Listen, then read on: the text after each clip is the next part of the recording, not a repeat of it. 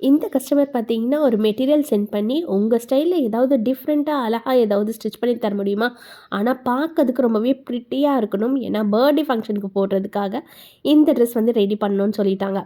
இந்த பேஜ்லேருந்து புக் பண்ணி தான் இந்த மாதிரி ஒரு மெட்டீரியல்ல வந்து ஒயிட் கலர் மெட்டீரியல், லைனிங், சாட்டின், நெட்டுன்னு சொல்லிட்டு எல்லா மெட்டீரியலுமே எனக்கு சென்ட் பண்ணியிருந்தாங்க.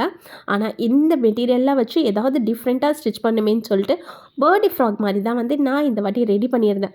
ஃப்ரண்ட்ல பார்த்தீங்கன்னா, அந்த நெட்டே வச்சு ஃபுல்லா ப்ளீட் மாதிரி கொடுத்துட்டு, அவங்க சென்ட் பண்ண எல்லா நெட்டையும் யூஸ் பண்ணி ஒரு பால் கவுன் மாதிரி வந்து நான் ரெடி பண்ணியிருந்தேன்.